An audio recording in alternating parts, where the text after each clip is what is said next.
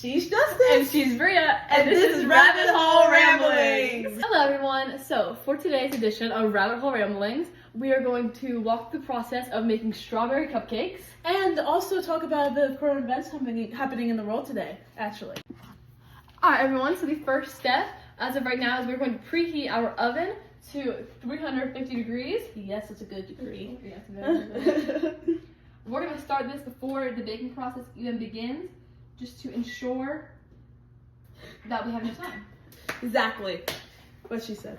What we're going to do is we are going to introduce our ingredients right here. Yeah. So as we go through, these ingredients, Bria is going to showcase them, and I'm going to explain a little bit about them. All-purpose flour, baking soda, pure cane sugar, powdered sugar, Ooh, cool. lemon juice, sour cream, unsalted butter, strawberries, salt, eggs, pure vanilla extract, strawberry frosting, and milk. The first step is to clean, cut, and wash our strawberries. Alright, so first up, Bria and I are going to get to chopping. Yeah. We have our knife right here. It's so cute. And then we have a chopping board. Come on, kids, don't do this at home. Yeah. Alright. One helpful tip when you are chopping up your strawberries is to remove the stems beforehand. That way you don't have to deal with those after you finish cutting.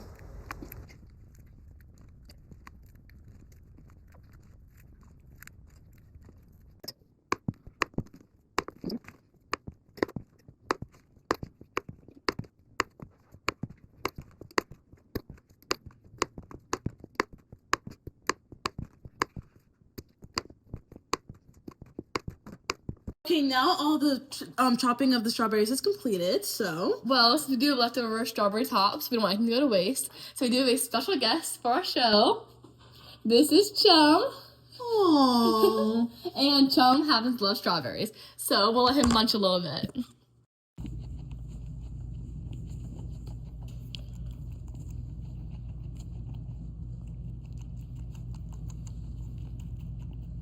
What's up next? We have to wash the strawberries, right? Alright, cool. So Awesome. Here you go. Yep, let's go wash those strawberries. Alright. Washed. There's our Yay. washed strawberries. Alright, so next up we need to get a large mixing bowl, if I'm correct. Okay, yeah, we have to mix some dry ingredients. Yep. Alright, time to get our mixing bowl. Head to me. Alright, Bria, I found it. Awesome. Alright, so now we need to mix our dry ingredients. So our dry Alright. ingredients consist of our Baking soda, flour, salt, and baking powder. Yep, Yes. exactly. Alright, so let's go ahead and grab those real quick. So, first up, we are going to put in 3 cups of our all-purpose flour. Alrighty, Bria, so our first ingredient is going to be our 3 cups of our all-purpose flour. Alright, here So, we go. Right here. So it is enriched, bleached, and pre-sifted, all important things to make sure that you don't get illnesses like salmonella and such. Yeah. So first off, we are doing 3 cups of our flour, and as you can see, this bowl is going to be only our dry goods, because it is very important when baking to separate the dry from the wet ingredients, because it does help with ensuring that it's properly mixed and the dry ingredients are evenly distributed. And also the consistency of the mixture to make sure that everything is evenly distributed. But yeah, so we are going to make sure to keep our wet and dry ingredients separate as we bake. Yep, exactly. Alright, Bria. And then next up, we are doing 2 teaspoons of our baking powder. Alright. We don't have any right now, so... Okay, so we learned that a great substitute for baking powder is 1/4 teaspoon of baking soda for every teaspoon of baking powder, as well as 2 teaspoons of lemon juice. So we're going to go ahead and we're going to put 1.5 teaspoons of baking soda into here, and then we're also going to do 2 teaspoons of lemon juice. Awesome, let's do it. Here is our lemon juice substitute Awesome. for the baking powder. Alright, Bria, what's next? 1/2 teaspoon of salt. Alright. It's a lot easier. Okay, there we go. There we go. Alright, so salt is important for controlling the sodium content Yeah. in it. So in this one is recipe, we're doing 1/2 teaspoon of salt. So And this really cool thing that we could keep it in. yes. Ooh. Alright. What's next? Next up on our list. Okay, so we also have 1.5 cups of granulated sugar. We do that 3 times. That's half cup. Alright, oh yeah, that's half No, a that's 1/4. Oh. We have to do like 4 times. Do we have a cup thing? Yeah, but where's the cup thing? Yeah, where's the cup thing? One moment while we search. Oh, no, I found the cup thing. I found the cup thing. That's one third. 1/3 cup then. Where's the cup thing? Let's look for secret area back here. Compartment. This is funny. 1/2 cup, that's good enough. That's good enough. Alright. So we need 3 cups, right? So that's... No, we need 1.5 cups. 1.5 cups, so that's 3. That's do that 3 times. Yeah, 3 times. Okay, Alright. that's a 1/2 cup. Alright, what we gotta do? Okay. We gotta put all of our skills to use for this. All of our skills to use. And make sure it's very even. It's very important in baking to make sure that your measurements are very precise, because otherwise the recipe won't turn out right. Yep, so now we're doing 3 cups of this in here. Yes. Granulated sugar. With cooking, you have a little more leeway as far as ingredients, and you can kind of do what you think is right. However, when you are baking, very, very important to ensure all measurements are as they should be. Yep, because mess up one wrong thing and you're done for. You're cooked. Make one wrong move and you're done for. Exactly. Alright, so now the sugar is done. That's our last ingredient for our dry ingredients. Awesome. So we're gonna go ahead and stir this together. Alright, your mixture should look like this, all combined, like a complete mixture. This is what the product should look like. Alright, yeah, it should be a homogeneous solution. Throw back to chemistry. Awesome.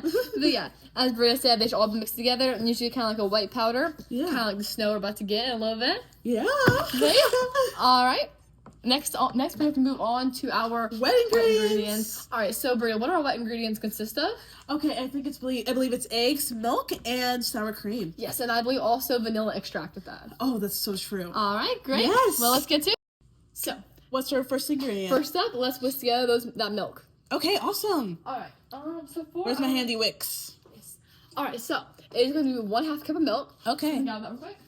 Okay, that's cool because we have lots of 4. Where's the half? Alright, where is it? Oh, Oh, another search. no, sure. Here we. That's not it. Did I put it back? Oh, I put it back in here. Hold Okay. on. Let me just. Gotta wash it. Yeah, it's wet ingredients, so it's like not like ruining anything. Alright, now we're gonna go ahead and do the milk. Awesome.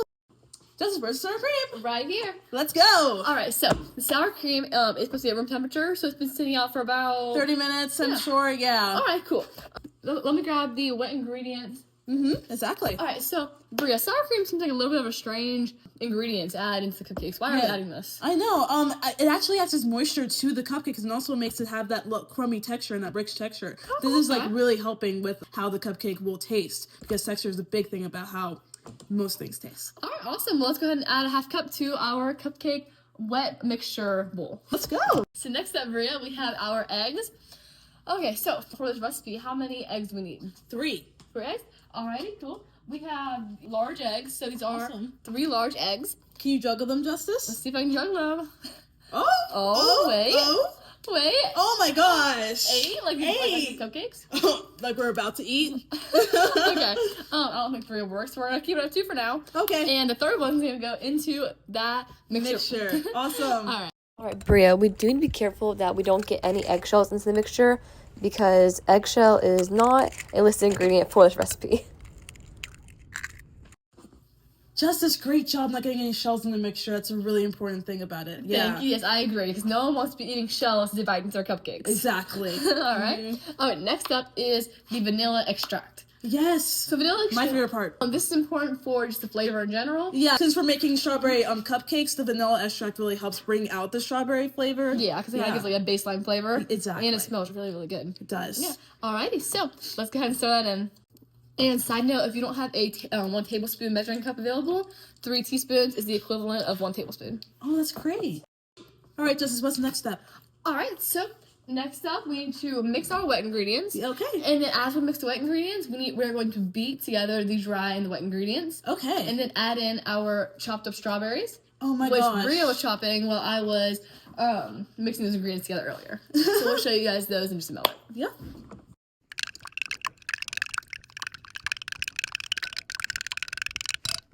Although you are allowed to manually mix the dry and wet ingredients together, it is often better to use an electric mixer because this ensures that all components are more evenly distributed and thoroughly mixed up. And no hand tiredness. Don't forget when you're mixing that when the dry and wet ingredients mix together that the end product should look soft and fluffy with little to no clunks. Justice, now we need to add in the strawberry bits that we chopped earlier, since these are strawberry cupcakes. Yes, we do need to have that strawberry component in there. So we're going to go to our chopping board and we're just going to push the strawberry bits into the mixture and mix it all in there. All right, just as you put it in the cupcakes? Yes, we line the pan up with our cupcake liners. Awesome. And then now we are going to fill these up. I think it's a little bit much. How much is it supposed to be? Only halfway because it will overfill and then get a lot of cupcake residue on your pans, which is tedious to bake. But still, more cupcakes. Yeah, more cupcakes. Exactly. All right, ooh, messy, very messy. Okay, is this good?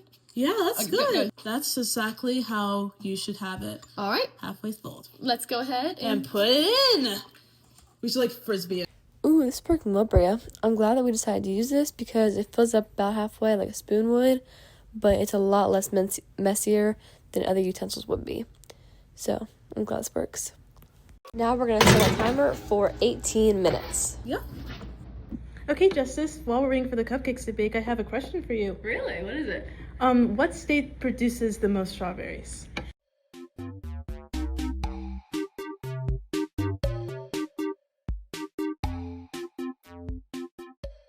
Would that happen to be California with their production of 88% of U.S. grown strawberries? Oh my gosh, that is exactly correct. You read my mind. Right, that's so crazy.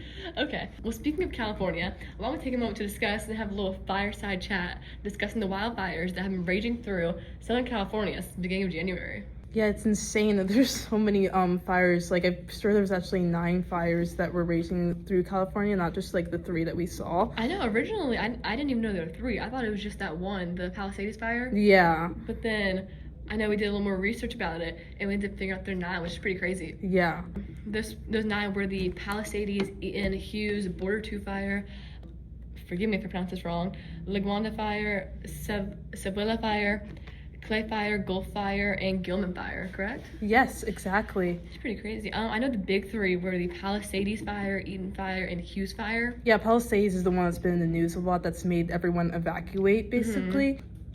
Everyone in LA Really? evacuated to certain locations, and I saw a bunch of because usually LA is an influencer spot, Yeah. so a lot of people were on Instagram saying, oh my god, I have to evacuate and stuff like that, and that's how I found out about it, not through the news, unfortunately. But yeah, I mean social media kind of is a method of informational transport nowadays. Yeah, exactly.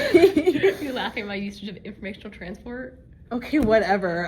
No, but I mean it's true. I feel because I feel in older times, a lot of people got their information from newspapers, and articles and such. Whereas nowadays, a lot of the youth get their information from social media websites. Exactly. It's crazy. Even in the spectrum of influencers going through this, I feel that's made a lot of people really insensitive towards this entire fire thing. 'Cause it's a whole eat the rich kind of mentality. I've actually seen that same thing so many times. Yeah. There are so many people who are it'll be influencers who are please, if you can donate to help people who've been impacted by that fire in any way, please help. Yeah. And people are why would we help you? You're rich and you're an influencer. You're rich. I feel if I were in that situation, even if I was rich, if my house was going to get burned down, even if it's one of my 10 houses, I feel it'd still be really upset about it, and you are still in danger no matter your worth or your money or anything, And I feel that kind of goes back to the point of the fact that a lot of times people hide behind screens. Yeah. And instead of for instance with this fire, instead of sympathizing with the celebrities and such, they're just no. They kind of dehumanize celebrities. They completely dehumanize them with social media, and it's crazy. We're seeing it through this fire now, because we can even think about the people who are homeless, some mothers with children who are also affected in this fire. It's not just people who are rich. We have to be sympathetic of everyone affected. Exactly, because it is bigger than just the celebrities whose posts are seen. Yeah. It's also you just mentioned, all those individuals who aren't as wealthy and such that have been impacted by this. Yeah, it's crazy. I can't believe. I wonder if they're gonna if they've have it I think 98% done right now, 100%. I think they've gone all 9 fires. The 3 fires are still kind of there, but they're 2% away from being completed. Yeah, they're almost completely done. I know also that as we are speaking about helping out with the fires, I think the American Red Cross has done some great work up there. Yeah, they donated a bunch, and you can still donate now to their research, and also not their research, but their efforts. Yes, to aid the fire. Totally, that's something you can really do. We can drop a link down below. Yes, they've plenty of supplies. They've started up shelters for those who have who are now homeless or Yeah. unhomed as a result of that's fires. that's a thing. People say like you can't say homeless anymore. It's now unhoused. Don't cancel me, guys. But yeah, for those who have been unhoused. Yeah. They now have. Is it called like an unhoused shelter now? Or can I guys still call it a homeless shelter? I feel like An that's unhoused shelter. I don't know, like, oh my gosh, it's crazy that like they would like you can't even say homeless anymore. I feel like I mean like what's homeless and unhoused are literally the same thing, just different. There's a prefix from one and like a suffix in the other. So I don't understand why you had to say unhoused.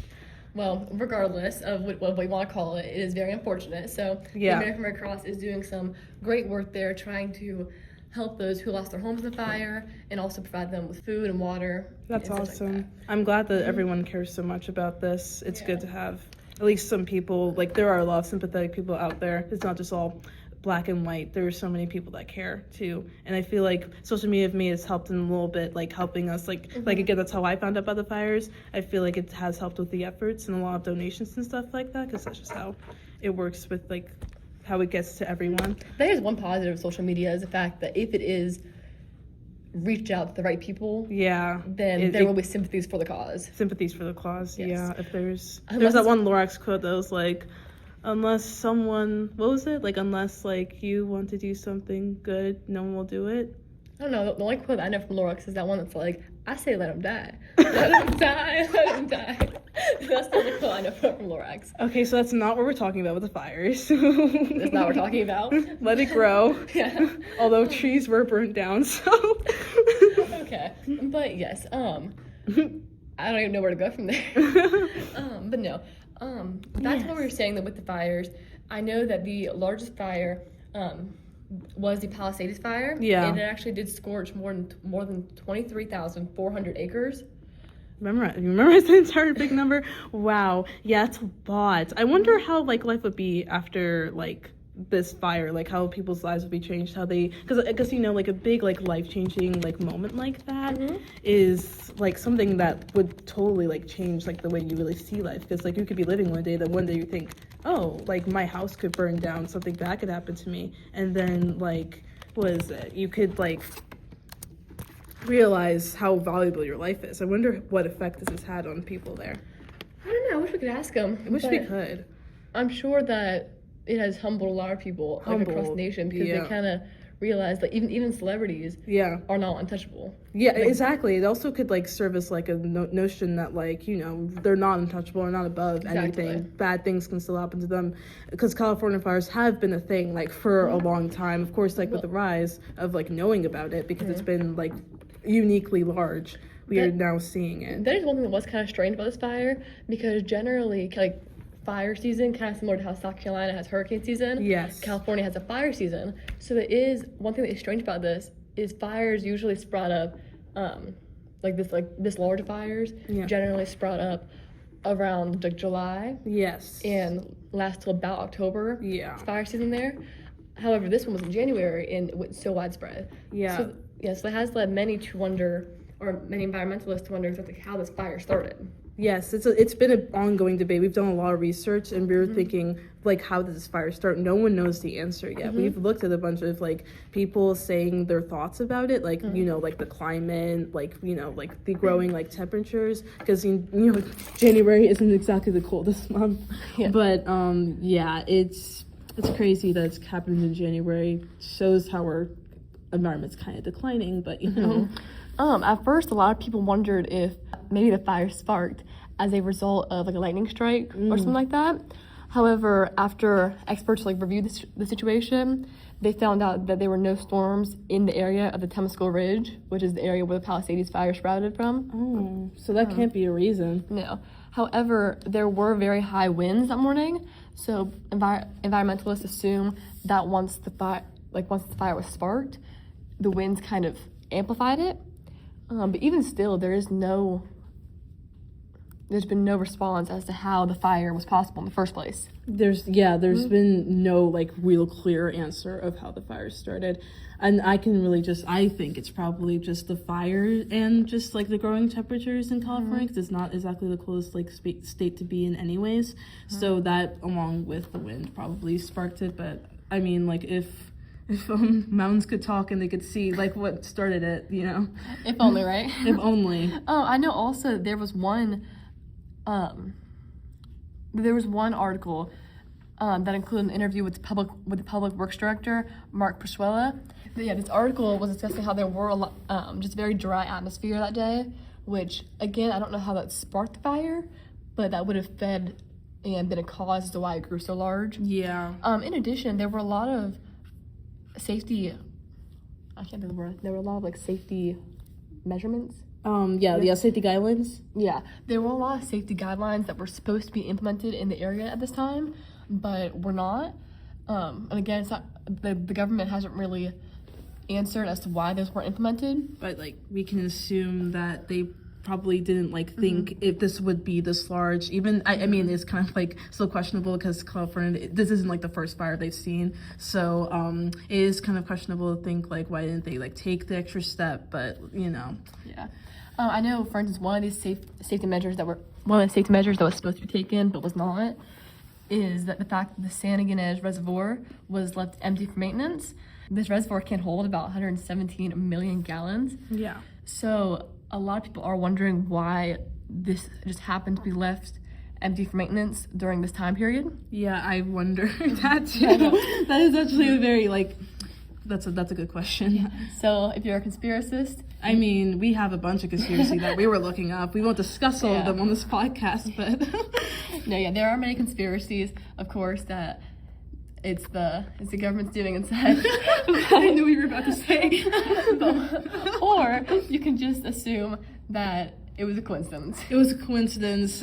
People started it themselves and they grew too far. So many theories. I fear I'm not as educated to make an actual educated estimate. But hey, go on Reddit. There's plenty of people on there who think that they're educated enough. That is a good one.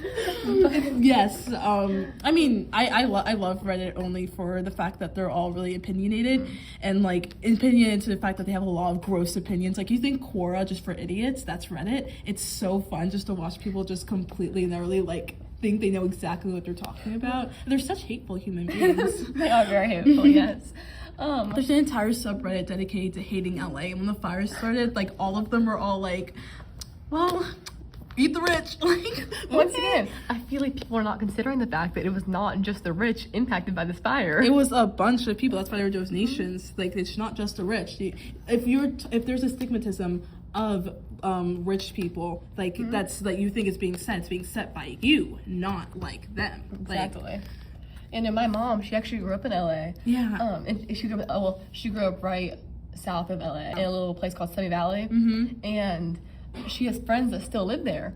Her name is Charlotte. And Charlotte was saying that from her house, she could see the fires coming. Oh my God, that's so scary. I know, because she also lives, like, on top of the valley, kind of. Oh. So like a mountain, I suppose. Yes. So she could see it from a further distance. Okay. But yeah, so she was saying there were very high winds that day, and just the fact that there were a lot of people in more rural areas being impacted as well. Oh, did she have to evacuate? I believe she did, actually, yes. Oh my God. She has 3 children, so her and 3 children had to evacuate. That sucks. I feel so bad. I'm glad that she's safe. I'm glad that the fire's contained, for sure. Luckily she is. There was at one point when my mom was telling me about this. Yeah. And there's one point when my mom was telling me about her friend Charlotte and how they had to evacuate and such. And my mom was telling me how she has a pool and she was putting her pool chairs into the pool so they didn't blow away. Oh. Well, when she first told me this, I thought that she meant that she was putting the chairs in the pool so she could go sit in the pool while the fires came. And I was very confused as to why they were just sitting there with the fires raging.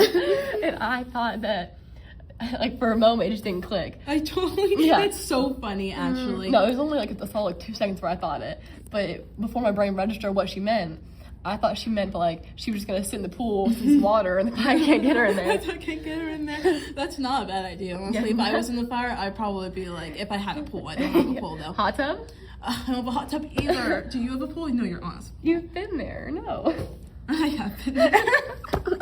But yeah, so it's always good to ask justice. You always tell me to ask questions. And not my aunt. Also, in addition, we were discussing the public works director, Mark Persuela. He was also arguing that even if the state of California had upgraded their fire security measures, that it would have only had a minor impact. In fact, he was quoted saying, It really is just giving an opportunity to save a relatively few homes. Would you be better off if you had more water here or there? They might have had more opportunity, maybe. What? Yeah. I think that like the more people always talk about donations, every little bit counts. So I think even if we were gonna save a few homes, like those homes, like we could save homes of people who are in a really bad place, unhoused, like people, like those like single moms, like people like that who are like in a bad place. Single moms. Support single moms. Tennis and Jinkinism. But yeah, no, but I do completely agree with you. And I think that he's speaking from a very biased point of view. Yeah. From being in like the like working for the government. So yeah, I think he's speaking from a very governmental point of view. Yeah, because in the government it is very much about money and how much money they can save. Yeah, in their eyes, spending a little more money spending more money is not worth saving just a few lives. Yeah, I think in the grand scheme of things, what if that was your own life being saved? Yeah, like if that was your last hope, like you're like the fire was right upon you, like wouldn't you want like at least a little bit of money that helps? Or even if you could, even if the money would only save, or even if these upgrades would have only saved a few more people, I believe that saving a few more people is worth it. It is worth it. Just to like, I mean, this is a dangerous fire. It's like an unprecedented fire that no one saw coming. Yeah. Like, I totally understand like you trying to help as much people as it might pertain, instead of thinking, well, like let's wait a little bit for the for possibly for the conditions to increase. Like if we were able to just like help even a few lives, it would be really beneficial for like those people. And I would understand if like that were like happening in like where I was like living, and I saw that was happening to people. I would understand that they were trying to help as much people as they could with the money they had. Exactly. Well, that's why I think that the public works director is thinking more about the sum of the people than the individual people themselves. Yes, and what their wants and needs would be. Exactly. So also, we spoke a little bit about the Palisades fire and how the Palisades fire resulted in 23,500 acres of land burned. Yes. But there was also more to that. So, in addition to that, wait, no, I lied. There wasn't more of that. there was more like damage from other fires. Like the Eden fire had like 14,000 acres burned, and like just like 9,400 structures were destroyed, which is crazy. That's actually insane. And in addition to that, the Hughes fire. Hughes is the underrated diva. I think. Oh, we also have the Hughes fire, where there were about 12,000 structures damaged, I believe, and the sum of all. Okay, shut up now. Bye. Love you. Bria, are you telling me to shut up? No. Okay, repeat that. That's not how it's gonna look on here. I'm not an abuser, guys. I'm so nice. SOS. Knowing you're gonna like face the camera and start blinking in Morse code. Let me. That's no Morse code. That's no basic Morse code. You don't do basic Morse code. I don't even know SOS and Morse code. It's just. Oh, okay. So if I was like, I would be like this. And then one more, 1, 2, 3. Oh. Yeah, it's 3 short, 3 long, 3 short.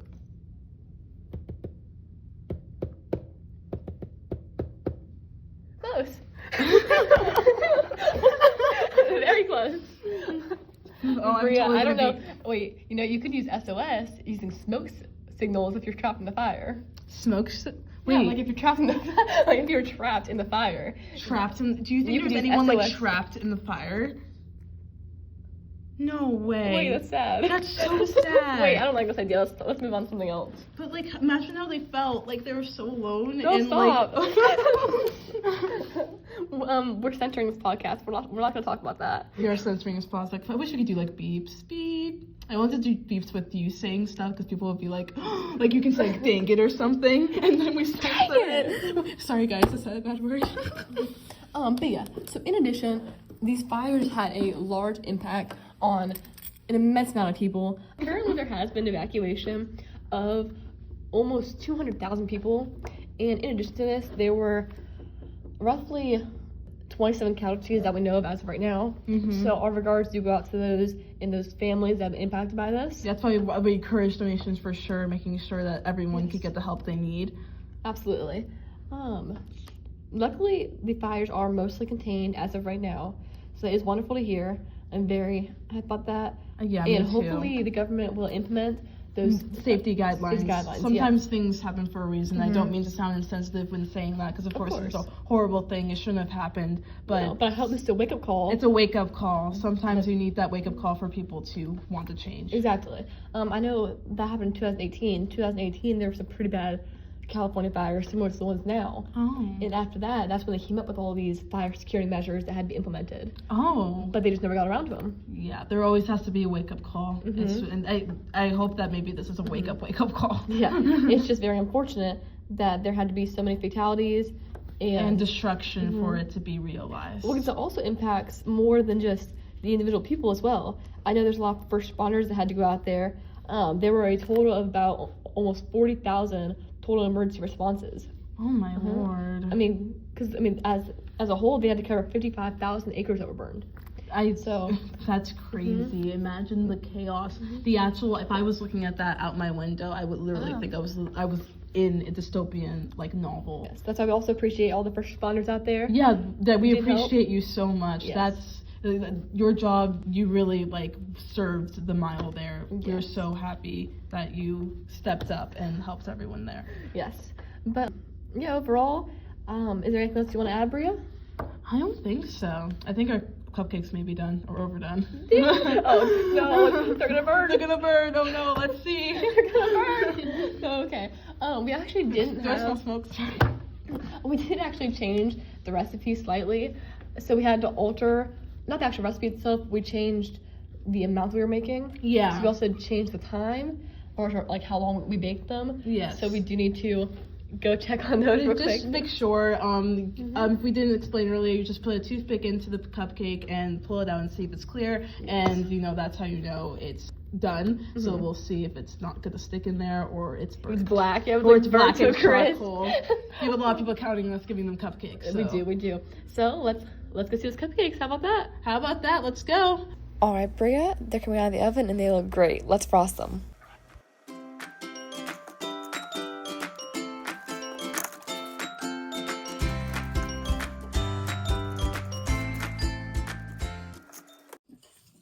All right, and for the moment we've all been waiting for, Yep. we have the reveal of our strawberry cupcakes. Let's 3, bring 2. it in. Oh. Okay, so these are our strawberry cupcakes, as you can see. Yeah. So mine kind of fell off, but yeah. So we have the strawberry icing right there. Yeah. Due to a lack of time, we did end up just doing store-bought strawberry icing. Yeah. With Pillsbury. Yeah. And now we're gonna try them. Let's go. I'm gonna take this off. Well, I'm gonna eat the strawberry first. No. All right. No, you're fine. You're fine. Kidding. I gotta take this off. It's kind of sticking to. I will say it's kind of sticking to this. I think that we may have mixed things a little bit too much. Sometimes over mixing is a problem. Just gonna kind of rip that off. We're good. Yeah. All right, cheers. Let's go. 3, 2, 1. Oh my god. I mean, wait, that turned out really well. That's really good. Oh my goodness. Okay. I think that. Okay. I would rate this a 10 out of 10. Not even kidding. Yeah, same. No, I'm not even just saying it because we've not made it or anything. I'd be completely honest. It was disgusting, and this is actually really good. I can feel organic, like the taste of the actual natural strawberries. Yeah. And the icing goes really well together. Yeah, and I really love how fluffy it is. Just the texture really makes a difference, and then with the frosting, it's superb. If I could do something different, they're a teensy bit dense in the middle. Yeah. The icing just kind of helped that. But I'd maybe say a little bit less mixing of the ingredients. Yeah, exactly. Maybe a little more butter. All right, Bria. Let's recap on what we've done today. So we've made some cupcakes. They're strawberry cupcakes. You could do something different with strawberry cupcakes. What would you have done? I would have minimized the overmixing, added more butter, but other than that, I feel like we did a pretty good job for our first time. They were genuinely they were genuinely really good. Yeah. No, I agree, honestly. I also would say maybe add some of the more like strawberry bits into the mixture. Yeah, because I don't really taste it that much. You're so right. Yeah. But the bits that did have it in it was really, really good. Yeah. It kind of complemented the icing really well, in my opinion. Yeah. So yeah, and it kind of roasted the top a little bit too. Yeah. So find some kind of way to prevent that. Yeah. But yeah, overall they were really good. In addition to the strawberry cupcakes, today on our current event segment, we also discussed the tragedy of the raging wildfires occurring in California. Yeah, we talk a little bit about how they started, how we think they may have started, and what's used to prevent it. There were many lives that were impacted by that. Yeah. I know there's a lot of great programs out there, including like the American Red Cross, who are out there trying to help all of the refugees from the fire. Yeah, that's a great organization. Yeah. And if there's any way that you can help, please do, because I know there are a lot of people who are impacted by that. Yeah, exactly. Yeah. Well, everyone, thank you for tuning in today. Yep. As I said before, she's Bria. And she's Justice. And this is Rabbit Hole Ramblings.